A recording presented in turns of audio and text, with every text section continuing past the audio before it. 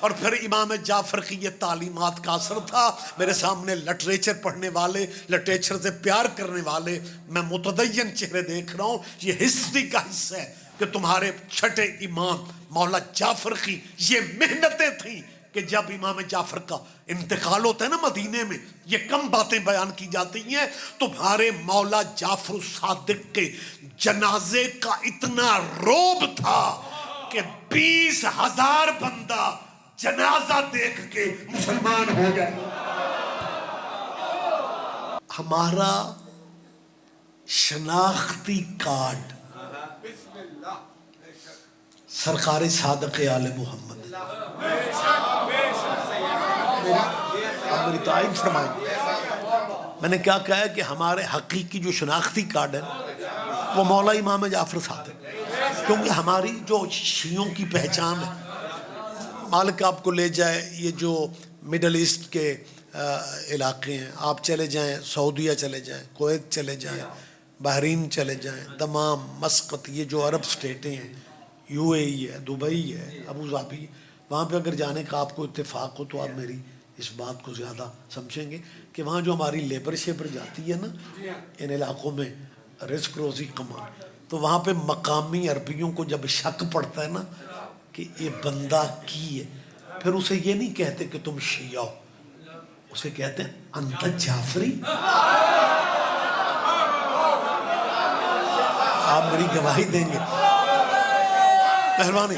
وہ مقامی عربی ایسے ہی پوچھتے ہیں، انہیں نام سے شک پڑ جائے یا مطلب کسی بھی طرح وہ محسوس کریں تو اسے اب انہیں تسلی اپنی کے لیے پوچھتے ہیں انت جعفری. اور جو حقیقت میں جعفری ہوتا ہے اس کی آنکھیں یوں جھکتی ہیں اور کہتا ہے الحمدللہ. یعنی ہمارا حقیقی جو ہماری پہچان ہے وہ فقہ ہے امام جعفر کی. میرے خیال میں ٹھیک کہہ رہا ہوں.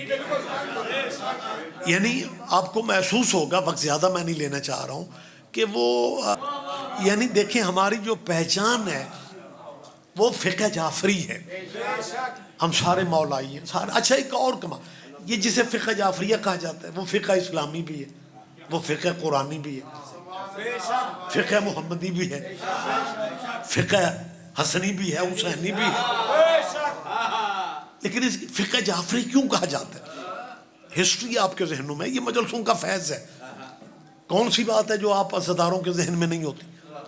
یہ فقہ جعفریہ کا ٹائٹل کیسے مل گیا؟ پاور میں تھے بنو عباس والے بھی، بنو امیہ والے بھی، ٹکراؤ ان کا تھا، موقع زہرا کے بیٹے کو مل گیا.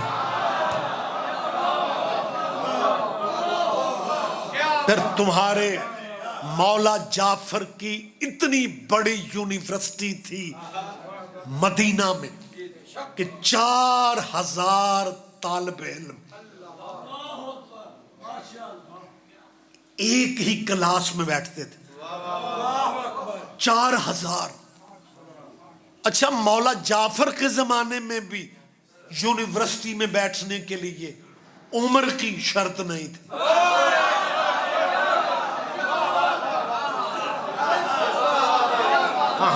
متوجہ ہیں جی آپ؟ یعنی چھوٹے بھی شاگردوں میں، بڑے بھی شاگردوں میں، اور جتنے جدید علوم تھے. اللہ میرا جانتا وقت زیادہ نہیں ہے، خدا گواہ ہے. آپ لٹریچر پڑھ لیں، آپ اپنے دانشور جو پڑھے لکھے ہیں ان سے پوچھ لیں.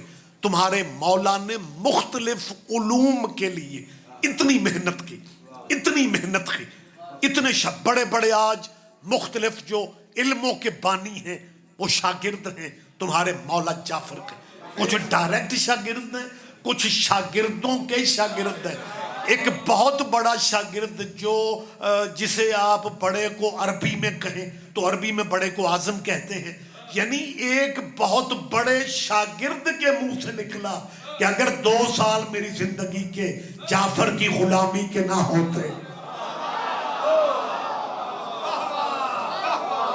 یعنی دنیا جنہیں بڑا بڑا امام سمجھتی ہے، اور پھر امام جعفر کی یہ تعلیمات کا اثر تھا. میرے سامنے لٹریچر پڑھنے والے، لٹریچر سے پیار کرنے والے، میں متدین چہرے دیکھ رہا ہوں. یہ ہسٹری کا حصہ ہے کہ تمہارے چھٹے امام مولا جعفر کی یہ محنتیں تھیں کہ جب امام جعفر کا انتقال ہوتا ہے نا مدینے میں، یہ کم باتیں بیان کی جاتی ہیں، تمہارے مولا جعفر صادق کے جنازے کا اتنا روب تھا کہ 20,000 بندہ جنازہ دیکھ کے مسلمان ہو گئے۔